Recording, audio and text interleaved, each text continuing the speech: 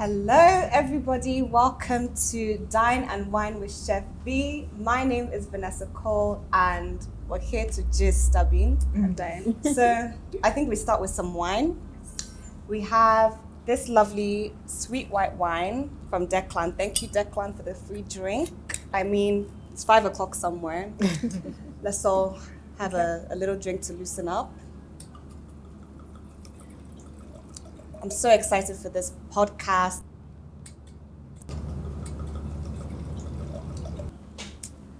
Let's just do some little introductions. Like I said, my name is Vanessa Cole. I am a chef, I'm an entrepreneur, I am a fashion lover, a foodie. I'm just an all-rounded, multifaceted woman, I think, if I do say so myself.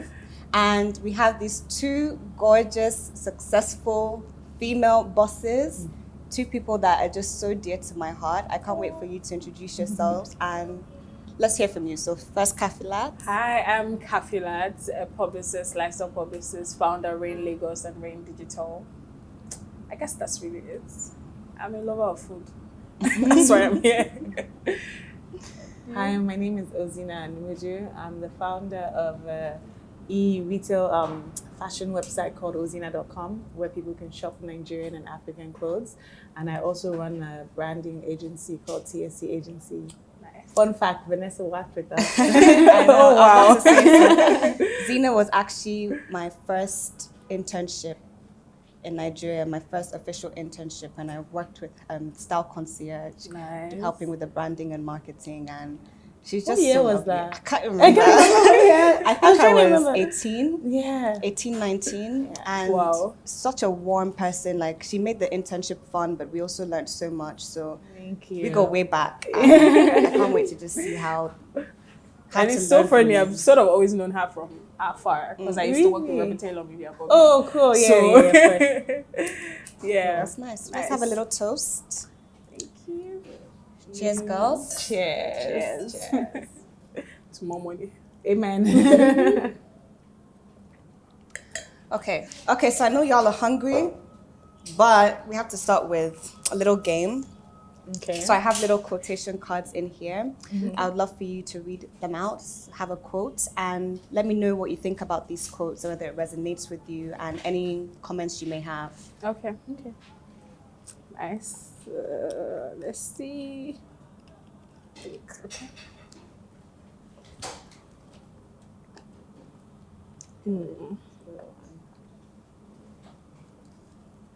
Nice. Okay, You should go Kathy, go first. first. Speak everything you want into existence. Act like a person who already has all the things you wish for. Surround yourself with people who believe in what you want to achieve. Write down your goals. Romanticize every second of your current life. Stay up till 3 a.m. imagining things, those unrealistic scenarios in your head. Do all these things because you will soon look back and realize this is part of the inner work that needs to be done to become the person you always dreamed of being. This is so funny because it resonates a lot, and I realized dealing with a lot of like insecurities and things like that, you're very unsure of yourself. So there are a couple of times I've had so many ideas and I'm like, sometimes I wonder, why didn't I just do this thing? And then the moment I started believing in myself and actually speaking and believing in things I wanted to achieve, my life changed. Like it changed from everything, from work, personal life, literally everything. So I think romanticizing every second, not just complaining and looking at the downsides. Because for me, for every situation, there's a flip side that you can. No, I love that. Romanticize. I love this quote because I'm someone about speaking into existence. Write things down, make a note of the date, the time you've had this thought, had this vision, because you'll look back a year from now and see how much you've grown. One thing that God does is when you say something, if it may not come at the exact time you think it may come, but it will come later. If it's something good, exactly. If it's something good and it's going to help people, it's going to help yourself, God will never stop you from having that. True. And speaking it into existence, you're putting it out into the world that this is something you're going to do and it's manifesting. Yeah. And I so believe in it. Sometimes you shouldn't just let a thought just pass by and think you can't do it. It might be a big thought. I remember 2 years ago writing down in my notes on my phone that I want to be a private chef in Lagos with my own business and later have a restaurant. And that's 2 years later now. I'm already in the works of my restaurant with investors, and I'm just looking back like, wow, Wow. crazy girl. Crazy. Yeah. That's amazing. Okay, plethora of thoughts. Don't think of panicking about your future as something negative. It shows your mental health is improving because you care enough about yourself to want to do better, and you see a future beyond whatever you're currently going through. I really like this one because I'm a planner. I literally write everything down. I already have plans for the end of the year, next year, 2 years, 4 years, 5 years. And obviously when you plan, sometimes things don't go according to plan. So it's very natural for someone to sometimes have negative thoughts when you're thinking about the future. But just reading a quote that's basically saying like you being negative sometimes is almost because you care about yourself. Is very uplifting. I remember 2020 was such a tough year for me, but I kept saying like, imagine what happens in a few years, 6 months down the line, and this has been like 2 years since then, and everything is by God's grace going well. So this really resonates with me as well. No, that's amazing. I think I'm not good at planning. I just go with the flow. But what I've learned as I have grown in my business is it is important to plan. Some things are important to write down. It's important to look at your life and make sure you have a balance. And you're right, some things may not go to plan, but at least when you have things written down, I think you're able to better assess how to deal with things that may not be going right, rather than having everything so scattered in your head, right? Yeah. I used to plan a lot, like write everything down to the T, and then at some point my life turned around in 360 in ways I didn't imagine. And then it also taught me the things you plan are actually like guidelines, but things will happen, so you have to be flexible and the ability to adjust. And also, like, a lot of people say I worry a lot. I worry because I'm always into like the future, but also it's a good thing and a bad thing because I find out that time has just passed and I've just been chasing and chasing and chasing. I'm like, you know what? Take a step back. And if you overthink it, that's how you stop moving. It's so crazy and you don't realize. You just realize the future is literally like it's now. You plan for other things, but it's actually now. And then when you overthink a lot, it's like you're thinking about the future, but you realize the future you're thinking about just steps that you take towards what you're dreaming about. Have the plan. What are the steps? Baby steps, and then it will. But I have questions for the two of you. So let's go back. How did you set up or decide to set up your businesses? And looking at it today, is it the business that you envisioned, or tell me about it? Who's going first? Okay, I can go first. That's an interesting question because, a lot of people see me today and be like, oh, she's an entrepreneur, she's doing so well. It was never in the plans for me. I never really wanted to be an entrepreneur. Like I said, I was a planner. In school, I was planning when I was going to be done, doing my master's plan when I'm going to be done, my first job here and there. So in the process of working my first job, that's when I noticed there was a gap in the market for certain things. And I was like, okay, if this space is here, why not just go into it? And, looking back, I'm very happy that I did that. So it wasn't something that was necessarily planned, but it was something that I'm happy fell on my laps, and I decided to take a chance on it with both my agency and both my website. I find that they're two separate and different businesses, but the thing that they have in common was just the fact that I saw that there was a need for something, and I decided to fill that gap. For me, I think I've always known I was going to be an entrepreneur. I didn't know how, but I didn't know what that feeling meant because I was fine, but I knew there was something more from where I'm coming from. I was actually fine. I was very comfortable. But like, I just knew there was something more that could have been. I don't know if it was from influence of keeping up with Kardashian or something, but I just knew there was something outside this bubble. But what exactly, I didn't know because I found out that I am good at a lot of things. It took me a while, failures and lessons to know that you can be good at a lot of things. You cannot put energy on a lot of things. So Rain Lagos, which is the plus size fashion brand, started because I like to look nice, put together. And then the clothes and the fabric I was getting, or to get clothes, or when you get into a boutique, you don't have your size and things like that.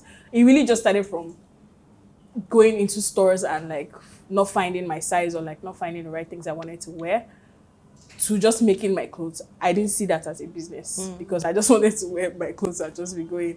And then people kept on asking. And then I failed.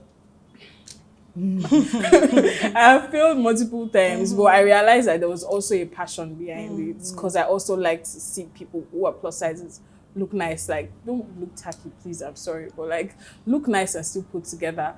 And then also for the branding, PR, and all of that. So I was with my auntie yesterday, and then her son likes to criticize adverts and things. And then she said, "Oh, Kaka, remember yourself. This was you." I realized every ad, I'm going to criticize it. I'm going to break it down. Like, I didn't know what it meant. I didn't even know what PR meant or advertising or anything like that. But I was so interested in the storytelling. And then I did international relations, first degree, business admin, second degree.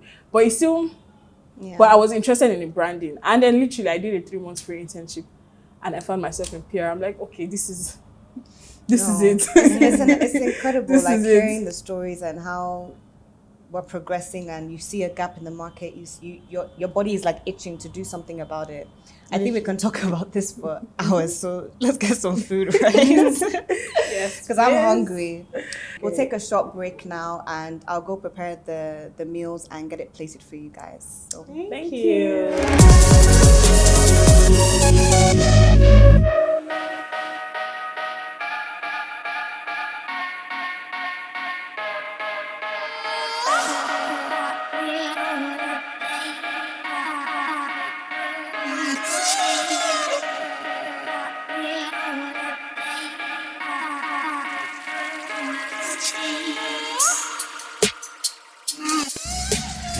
okay, ladies, Thank our you. dish is served. Thank you. So my inspiration with this Thank dish, I wanted something brunch inspired, and I've taken two of my favorite things that I love to have for brunch: a fried chicken sandwich and a croque monsieur, Nice. and kind of infuse it into one. So what we have here is a gege bread with a kind of like a schnitzel type of chicken. So it's pan fried with agege breadcrumbs. I used a yaji spice mix that I make myself, and it's just so much flavor. And then you have Gouda cheese inside, some caramelized onions, and on top you have a bechamel sauce that's also infused with a yaji and a little bit of Smells so good, nutmeg. honestly. And then a fried egg to give the croque monsieur, croque madame effect. Nice. So hopefully this little mutation of a sandwich works out. I think it's gonna be delicious. You guys are trying it for the first time, so let me know what you think. Oh, nice. Thank you. We have So let's dig in.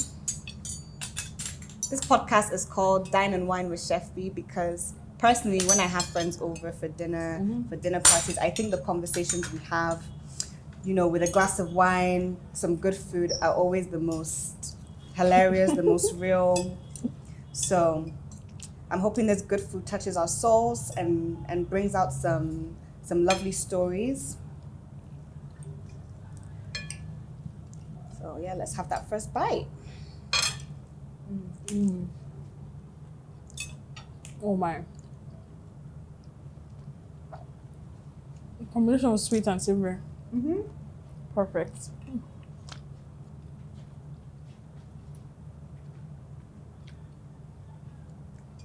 Are you sure we shouldn't just stop talking and eat? Because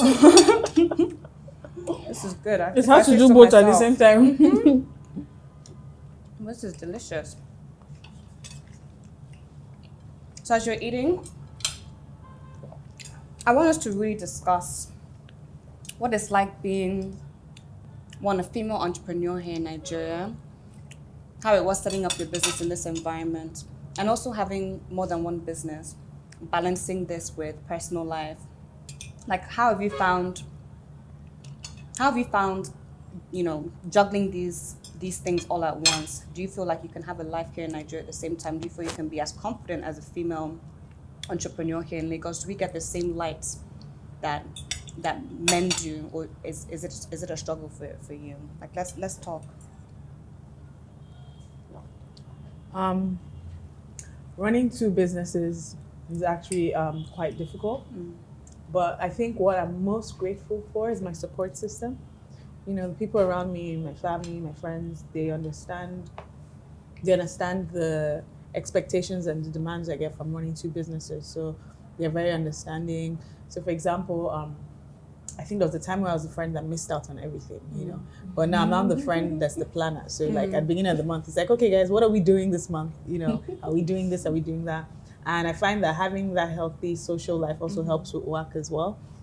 I said, I run two businesses, the website and the agency. And so literally my days revolve around juggling the two, tearing myself, feeling like I'm not giving either business enough of me. And so by the end of the day, I'm always exhausted. Like I find myself napping every day after work because I'm just so tired. And then when I wake up again, it's midnight, it's 2 a.m., I'm working again. And so I just find that it's tough running two businesses, especially in the climate of Nigeria. I was watching an interview the other day, and someone had said that the biggest issue for entrepreneurs in Nigeria is context switching. The fact that, you know, you're supposed to be running an e-commerce website, but you're worried about logistics, you're worried about generator, you're worried about traffic in Lagos, last month people, you know, you're worried about if your staff will show up, you're worried about so many different things, and by the time you now want to focus on the business itself, you're burnt out, you know. And so I think one thing I've learned about juggling two businesses is just putting structure in place, making sure there's a team, people are accountable for certain things. That has really helped. And like I said, with support of family and friends as well, I'm able to balance it somewhat. Yeah, I agree with what you said about structure, because my professions are in two different fields, right? So, of course, everyone knows I'm a chef now, but as I said earlier, I worked in the fashion industry and I still do. So I work remotely I do events in London, and I've been working with Naomi Campbell for a few years doing her charities. I do the project coordination of them. And sometimes it's like, how am I doing these two things? How am I in production as well as a chef? And I'll find myself sometimes I'll be on a Zoom call in the kitchen with the tea whilst cooking for a private dinner I have later in the day. And at first, when I started juggling the two careers, I would get so overwhelmed because I didn't know how to categorize myself, to put myself in two different places at the same time. But with structure, I realized that, okay, most times my clients and private dinners come at the end of the week, right? So I know from Thursday I'll be busy through the weekend.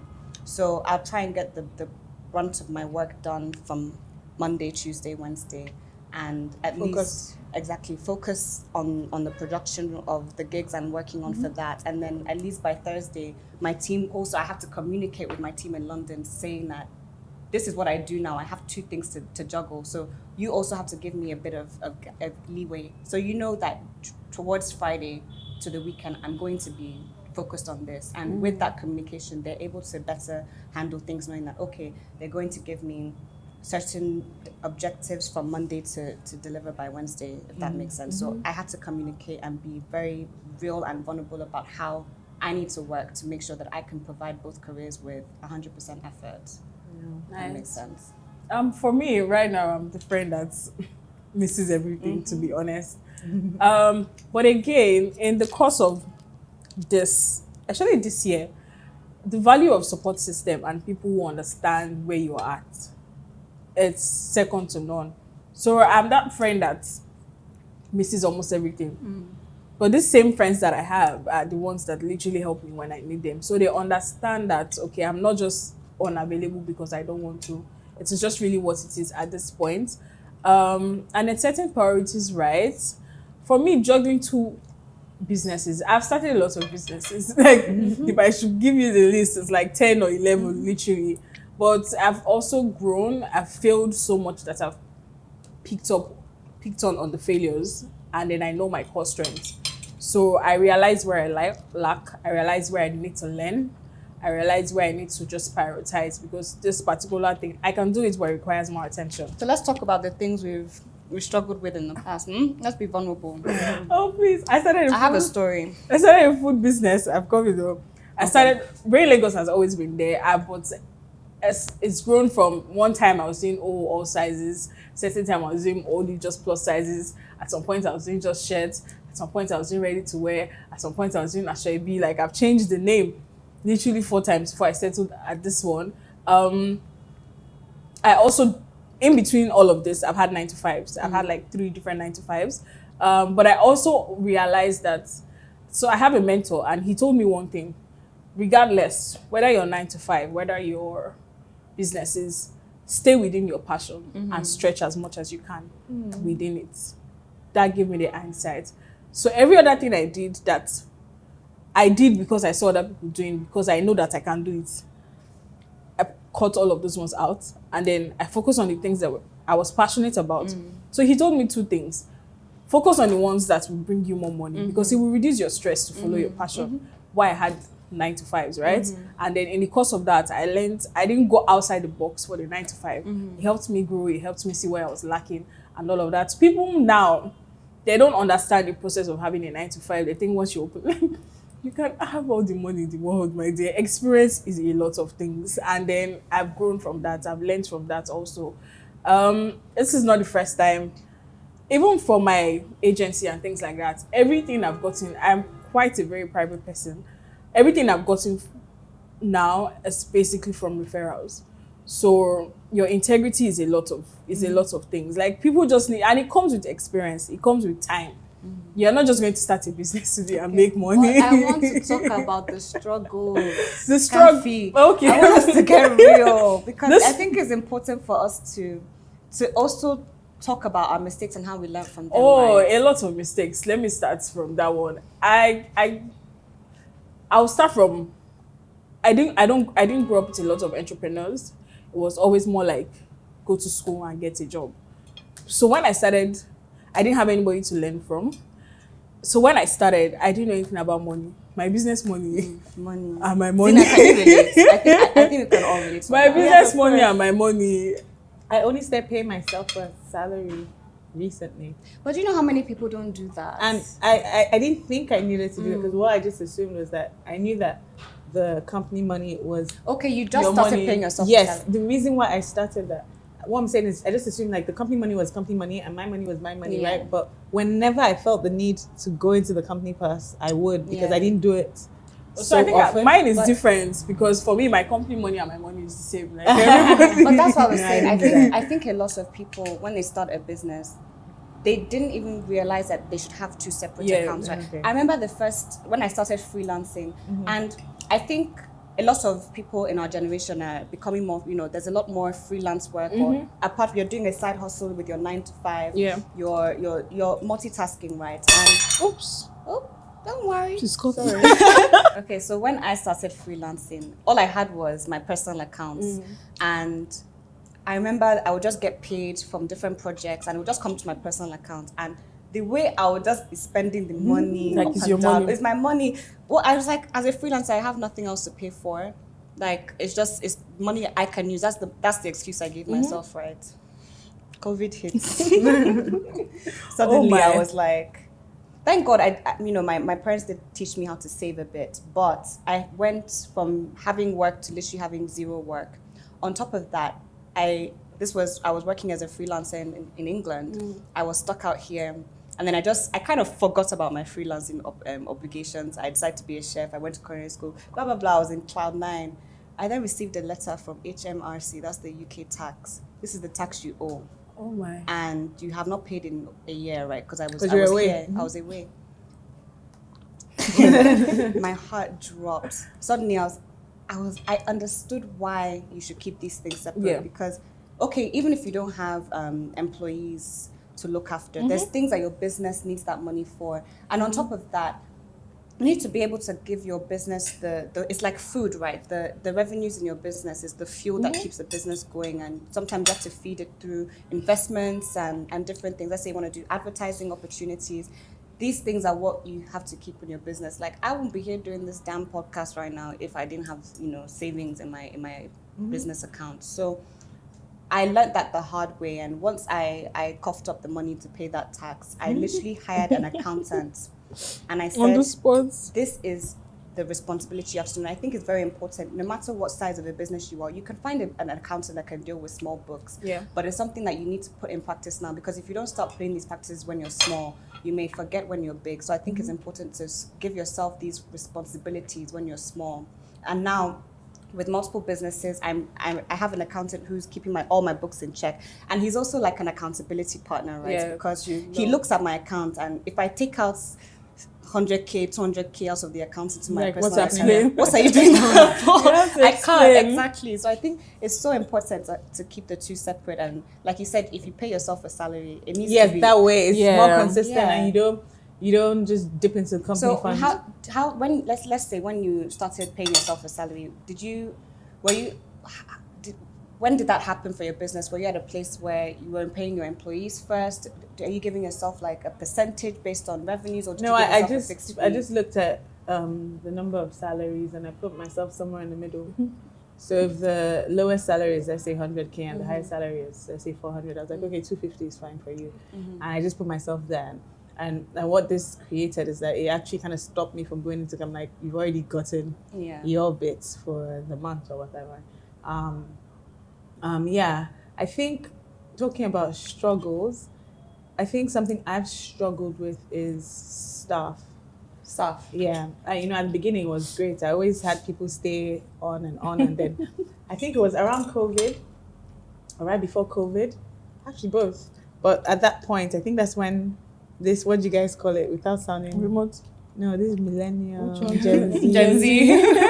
Like, that's not the vibe, I can't work like that. And I'm like, what is really going on here? Don't you guys know that you have stuff has to given do? people confidence. I know. And I think so halfway through money. COVID, I felt bad. I had to let go of the team. At first I was like, let me just pay half salaries. And then I think middle of COVID, smack middle, maybe June, July, I was like, okay, at this point, let me let go of the staff, which I did. So I think when I now restarted again, or when things started opening up again, that was where I now put more structure. I was like, okay, you get yourself a salary, hire again, etc. And you take it from there. Vanessa, this is really good, by the way. I've been trying to not be the first to finish a food, but I'm almost done. Literally, for me, I think I've taken from... I was grateful. I had a 9-to-5 during COVID, and then she still did what she could to pay us. Nice. But then it was also like a mindset change and shift for everybody. So as at then, I think that COVID capped the entire experiences I've had so far and gave me like a moment to be still. That was a very defining moment in my thought process, in everything I wanted to do. So even from now, as I started off from scratch and all of that, I started paying myself the salary from the beginning because I just, regardless, the team will grow. I know what the brand needs to grow. Growth and development is key. But then I know that if I don't do that, I'll be forced to still take out of the company money. Yeah. So if I paid myself, I know that you're not going back to this. So I think with that, and then also with staffing, right? I think it's now up to us. Like, the mindset has changed. We cannot really do anything about it. I was saying when I was an intern, I don't think I can find myself again when I was an intern. I've come to terms with that. I've come to the reality with that. So I think it's also understanding their thought process, and then meeting them halfway. Yeah. I mean, because when we were a certain age, I'm sure we were looked at as, oh, this generation, they don't know how to work the way we work. So I think every generation has to adapt, right? Yeah, so it's the adaptability. But this one is worse.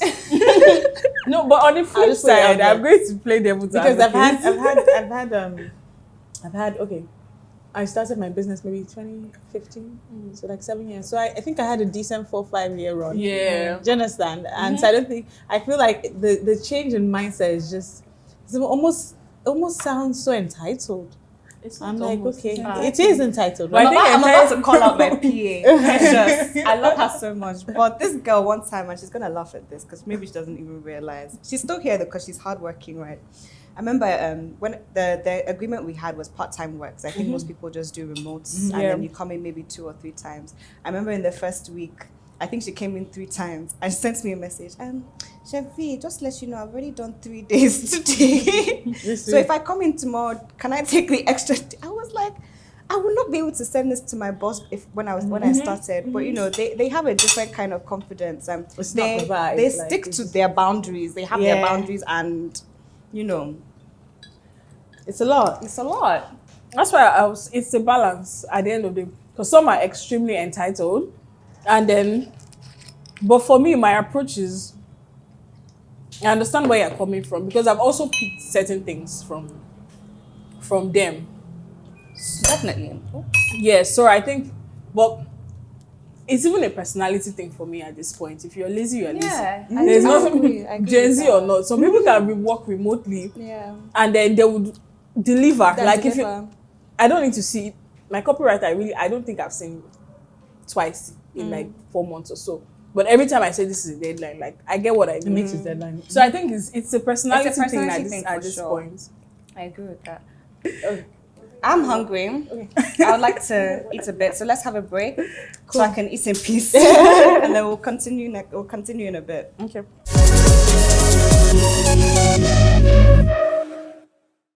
Okay, we are back again with Dine and Wine with Chef Vee. Ladies, gas me up. How was your meal? Yeah, it was good. Spectacular. I'm a picky eater, but it was so good. And then I was very conscious. I was like, it looks like I'm first one to finish my plate. So let me respect myself, but it was so good. Oh my, yeah, it was. Oh, I'm glad. And the wine compliment, I'm not just saying that. It really, I guess because it had like a savory taste, and then the wine yeah, is and the sweet. wine is sweet. It's So I was light. like, okay. It's smooth. I see Chef Vee being intentional about how she's treating us. So I'm finished. thank you, Mister. Of course. You know, this is my love language. Feeding people, seeing their souls. This is what I say. My saying is, make your bellies full and your souls glad. So I'm so happy to see you enjoying my food. My It's belly made is my full day. and my soul happy. is glad. So Literally smiling you from definitely did it. Oh, great. So one thing I also wanted to discuss with you ladies, the power of social media with your businesses, right? And also just understanding how social media can affect your business, and do we need to separate the two when it comes to, you know, profiting off the business you make. So I think we all have an Instagram business for some degree. You with your fashion line, people call you an influencer. You don't like the word influencer because you're so much more beyond that. Yes. But still, the power of social media is very vital. So tell me about your journey with social media. Okay, cool. It's an interesting journey because I remember I opened my Instagram page a week before my graduation, 2012 in May. Oh, wow. I remember that's when I started my Instagram, because you know, like a few weeks before graduation, I was, you know, preparing for the world, and I was like, oh, Instagram, cool. And then 6 months later, I moved to Paris. And when I moved to Paris, I was studying branding and communications. That's what my master's was in. But I just loved the city so much. I was dressing up every day, and from dressing up every day, I was always sharing the content on Instagram. Then 2 years later, I moved back to Nigeria. Maybe I had 6,000 followers, 7,000, not that many. And when I moved back, I was at NYSC camp, and I just saw girls staring at me, and I was like, God, what have I done to these girls? Like, oh God, they're just staring at me. And then one finally came over, and I was like, oh my gosh, do you remember this outfit you wore? I sent it to my tailor, and I made Just a dress. like that. And I was just like, oh, okay. And then her friends came, and they were talking about my page, and so at that point, that's when it clicked for me that You didn't even I realize could until make, you got back. yeah, that's when I was like, I could make money from Instagram, Yeah. but I didn't really think too much about it. And then I started my agency work, all of that. And then at TSC, we do a lot of, at the beginning, when Vanessa was up, we only had more so fashion clients. So when we were doing work for the fashion clients, they're like, but why aren't you posting it on your page? And I'm like, my page has nothing to do. Can I with say the one stuff. thing that's hilarious I noticed? Zina being the CEO of a branding consultancy, her clients will be asking her to be the model / influencer for the And I'm business. like, it's so annoying because I'm like, to you directly, I don't want you actually. to have me. I can show you better people. I can show you more Yeah. reach and stuff. So that's when I noticed there's money here. And then when I said, you know what, how do I monetize this properly? Exactly. There's a website called Like to Know It in the States. So yeah. people who don't know what Like to Know It is basically if you see a picture of someone that's subscribed and you like it, you get an email saying her shirt is from Zara, her trousers are from Mango, her bracelet is MS. And then if you click to buy, the person gets commission. So I was like, okay, since this Instagram wants me to make money, let's do Like to Know It in Nigeria. But the issue I found, and this is entrepreneurial problems about different things, is that with Like to Know It, Zara, Mango, and all of that, they have their own websites for people to shop. But then these Nigerian brands only have Instagram pages and WhatsApp numbers. yeah. So I was like, ugh, there's a problem here. So that's why I started my website. I didn't start my website because I wanted to. I started because I knew that there was money there, and I wanted to go beyond my social media page. And then what would happen? Obviously, the day I wear a certain dress, granted, we'll get more sales on that day. But I just like the fact that I was able to create something outside of Instagram. And sometimes, like, you know, I don't post for like 2 weeks and I'm not even bothered because I know that the business has outgrown my page. But that's vital Yeah. because one thing I can say, you know, is we're now getting at that stage. For example, you see Instagram, after you've built your life on Instagram, now your likes are not, you're not getting the likes you used to get, the engagement is not there, people are not seeing your posts. Influencers are now realizing how important it is to have transcended past. Exactly. So even if you have a post, or let's say your page has gotten recognition, you have to start thinking straight away, what exactly is it about me that people are coming to my platform for, and how can I monetize off that? Just snap. That's she's spitting. You know, because do you know why that is so important? What she just said now is that right now people are struggling on social media and they're going crazy. Like, oh my gosh, you know, people are not seeing my posts. I had reels as what's in content, and they're just doing things that are not natural to their brands, or things they would never even have done because they're trying to please this app that is taking them away from the real thing that they came to. I don't know if you've seen this audio that says, since Instagram says we should make reels. Yes, my reel. And I think social media now, right, it's good, it's essential, right? But it's at a point of literally law of diminishing returns. It has gotten to the peak, it's finding its way. The earlier you branch out, diversify, the earlier. And then that's why, even when it comes to maybe PR comms and marketing and things like that, I'll always use that as reference. We forgot about traditional media, right? But at a point where the earlier you start mixing, bringing it back, because people are now, for me now, Instagram is annoying. Like, I don't want to see all these things I'm seeing. I'm not interested. I'll go and watch TV. Granted, there are options now. There's Netflix, but Netflix is selling because people are not on social media as it is. There was a research from Later yesterday, and I said, like, maybe from like 2015 or for this year, the reach and engagement now is like down 49%. That's crazy. Where are we going? So the earlier you realize that you are a business or an entity, and even when we go to YouTube and things like that, the OG beauty YouTubers, they are no longer creating YouTube content. Is it that their life has transcended over that? They've created businesses, they've done a lot of things, and that's my problem with millennial money. They are not seeing it now because they are getting it, but from experience and what the world has done so far, like, we caught up at a later time.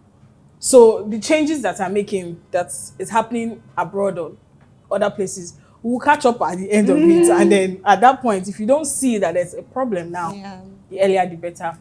No, I think what everyone is saying is so important, because how I look at social media, for example, is it's kind of like, it's not the core integral part of my business. It's the, let's say it's like the blazer I wear, the accessories I wear. People forgot personality. Exactly. People forgot all of those things. My core thing is, I'm not posting to try and blow. I'm not posting to try and become this influencer with hundreds and thousands of followers. Even the influencers that have hundreds of thousands of followers, the ones that keep their customers there, the ones that keep true to their audience, monetize it, is because they have a reason that people are on their page. And it's not just because of about, oh, this person has blown. It's about they are providing something useful to that person. And me as a business person, that's how I think I use my social media. It's people need to see that, okay, if they see my posts, okay, yes, I create nice content, I do my food blogging, I post my recipes, but at the end of the day, they know that I am a private chef based between Lagos and London. And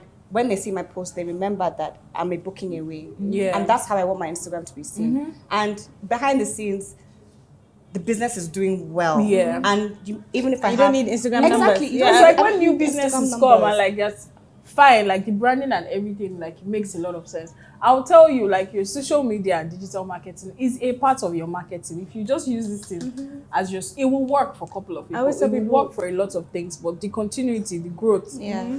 Social media just amplifies. It shouldn't be just the source and the only thing people see. It should be. I love how it says like the blazer that I wear is just added value. Added value, and amplification is such a key word, because if you understand the core of your business and what you are doing, then it's amplified out. If you're just amplifying based off I'm going to do Noise. is real. It's like, Honestly, like I really respect people that do it and they're true content creators. I don't see myself as a Yes. content creator.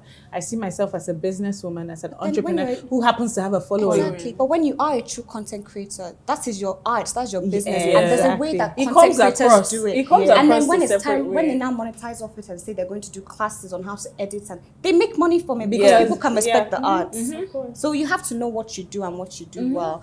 And that's why I'm asking this question, because obviously everyone has the different reasons for using social media, but how important do you feel social media is now in the generations that we are in now, the generations to come, in building wealth? Do you think social media can actually create wealth and Yes. sustainable Yes finances? and no. Yes, so yeah, build wealth, yes. Sustainable, no. Yeah, that's I on the think same that's page. yeah. It would, as we said, amplification does a lot of things. Literally, your social media now is your resume. Like, people will look for it first. I will Yeah. Google somebody or go to the person's Instagram page, post Exactly. something. Sustaining the wealth. Okay, I've seen your nice pictures and things like that. The services you're offering, did I get value for it? That's what will make me refer you to something else, to somebody else or something, not the social media page. Because again, I will even bash the social media page. I don't mind all the aesthetics is trash. Do you get? So sustaining wealth, that's the thing. The groundwork has to be done. Your vision, your mission, Yeah. your service, your values, and But all of those I feel things. wealth isn't spoken about these days as much as Because what the issue is that social media has become very short-sighted. Exactly. People don't really think about the future. They just think Want about to now, cash now, out. now. No, They're no, Cash no, out. no. So, they're thinking, okay, if I get 10 ads in the next 2 weeks, I can go on this vacation, I can do this, I can Yeah. do that. As opposed to thinking, how can I, sit back and grow my business, invest in my business, so that even if I only get 2 ads this month, right, that's fine because I'm building something long term. And also for me, right, I think aside even social media amplified people that are short-sighted and things like that. For me, I didn't even know there was a difference between just making profits and building wealth. All of the tools I needed to build wealth, the tools I needed to sustain the life I wanted, because I looked at it from the futuristic perspective. I didn't know. It took a lot of research, again, a lot of failing, money issues, Yeah. and then when it's also like business opportunities and the things you have to do. So we see a lot of businesses, right? And you think you will save up to get yeah. to grow that business. No, loans are not bad. How do you get a very good credit score? How do you, your business plan, your financial projections and all of those things actually come into play? So I think people should also understand the difference between just making profits and actually building wealth. Exactly. So one thing I always say, like I said, is have these practices when you're starting small. Because okay, let's say social media has helped you now. You found this client from Instagram. Someone has now decided to book you, and the money is now coming, right? You found this big deal. It takes a lot to not want to show off. True. Blow all that money and do vacation in Seychelles to show that I'm a boss Those babe, vacation female. those vacation videos. It takes a lot. It's one thing that has not. I'm a very content person. Again, I'll always trickle back to personality. Yeah. I'm a very content person, but you see those vacation. No. At some point, I had to check I was planning for vacation out of nowhere, and I'm like, I had to Yeah. really. One thing, I had to be very, very disciplined when I first started, and obviously, as things started really growing in my business, I started off literally just sending WhatsApp to people I knew, saying, "Oh, I've started being a private chef." I remember I sent one to you. You're like, "What? When did this happen?" I was like, really? And of course, aunties and people first started booking me, and then suddenly people were just hearing about me and money was coming in, and it took a lot for me not to just take this money and blow it to do social media. I'm a successful Booked and busy. CEO. I can spoil myself because that's what people are doing now. But The I had luxury soft life. I wanted to understand that for me, long term, building something sustainable is important to me. Having a status of wealth is important to me. I'm very thankful that from my family upbringing, this idea of saving and wealth has come up. Like, I don't want to just end up being married and having kids and looking at my account and there's nothing to give them. So this business, I don't want a business that will die with me. I want a business that is sustained past me. Generationally. Exactly. So I think that idea of generational wealth needs to be kind of It needs brought back into to, it. like, Yeah, it needs to. restated. As I said, I didn't come from a background. We were fine, but it was just too normal for me. Like my entire spirit is not just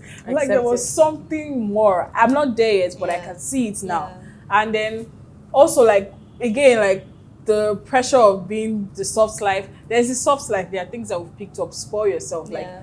invest in yourself, Of certain course, things it's and all of needed. that. The baby girl life, I'm not competing with anybody. I'm literally competing with myself and Yeah. the future. So I think it's also a personality thing. If you're really well grounded, you will be fine, because at the end of the day, maybe because we're at the back end of things, we can tell at the end of the day, all these things are curated, to be honest. Not everybody's Living the life. living the life. So But the do you earlier feel, the for better. example, I think as we do like to multitask. Do you think there's things you can do to make quicker money and things you can do to save? Do you think you can separate the two? Do you get my question? Like if I want money now that I can just spend, do you think doing that is okay? Doing that is okay, because again, You just have to find a healthy balance. yeah, because things come up, expenses. Yeah. Expenses come up. There Yeah. are things you will do, but there are certain things you know that there are investments that you know that won't give you any returns until like 10 years after. So I think the knowledge of all of those things and when to apply them. Yeah. So I Makes have a one question difference. to kind of wrap this part of the conversation. Can you give one advice to our viewers listening to kind of help them translate their business and make their business outside of social media? What advice would you give? That's an interesting question. I think the first thing I'd say to someone who wants to grow a business outside social media was, imagine your social media didn't exist. What are the measures you put in place and do just that? So, for example, if your social media didn't exist and you wanted people to see all these beautiful pictures, would you have a website? You know, how would you, if your social media didn't exist and you always had to be talking like how you did in your stories, would you have a podcast? So that's the advice I would give, like someone who wants their business to kind of grow past social media. Yeah. Almost act like, I'm grateful for social media, Yeah, but of act like it course. wasn't there, Yeah. and see the things you do to your business, then go ahead and implement them. Yeah. For me, it's don't start from the social media. Do the groundwork. It's your product good. It's your service good. Yeah. How are you making your customers happy? Your customer service, your personality, your ability to build and keep relationships, your network, like the humanity of things first. Once that is sorted, the social media will actually blow, regardless, I blow in the agree. words. Girl, Yeah. you took those words right out my mouth, because I actually resonate with everything that was said, because one thing that I can say is no matter what we see on Instagram, if I was to look at a business on Instagram, it's how I deal with the person. It's how the person speaks and relates to me. Like no matter how much we try and be in denial about it, we're still people-focused people. No matter how much digital comes in, we still deal with people. And if your business is not centered around being authentic, being polite, just being yourself and doing something out of love and out of service, I think that's service, which that's a whole different segment entirely, having good service in Nigeria, but it's still about that person and that core relation you have with that person. So I definitely agree with that. I think that's the one take I would say outside of social media. Who are you as a person? How does that resonate in your business? Yeah. I like that. But yeah, this has been such an amazing lunch with you guys. This has been really good. Yeah. Very insightful So, too. really, Very, really very. insightful. And I just love hearing female bosses talk and share the little nuggets and be vulnerable and express their, how they've dealt with life. And it's been so great. Both of you are so special people for me. Thank you for having us. Ozinna, you're like an older And the sister.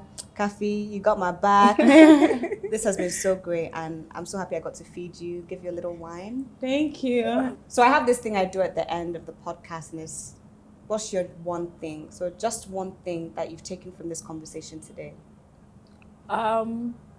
It's, I don't know how to put it in just one thing, but when you have like thoughts and like observations in your head, and then you find people of like minds thinking in that space too, and then you know that okay, you're just not, because you have certain conversations with certain people and be like, oh, social media and things like that, blah blah blah, but I'm like, I'm seeing it in a different way. People might not understand, but when you find people that understand your perspective and perception, it gives you the confidence Yeah. to know that yes, you're doing something. So it's just boosting my own confidence in my own philosophies and my own structures and things like that, that I'm not just thinking, it's actually Yeah, that's a good Yeah. one. Zina? I think for me, the one thing is intentionality. Just the fact that, you know, everyone is where they are today because they were intentional about doing something. They were intentional about building a brand. They were intentional about learning from mistakes. They were intentional about growing their business. And so if you're intentional and you're consistent, I feel like you're on the right path. That's a good So, yeah. one. My one thing I would have to say is embracing vulnerability and knowing that you're always going to learn something from somebody. Never think that you're just okay or be too prideful or closed off. I think it's very important to just express yourself with other people. You never know what you're going to learn. True. So thank you guys. Thank you for having me. This is so fun. finish the wine already. Yeah, let's do final toast. Cheers. Cheers.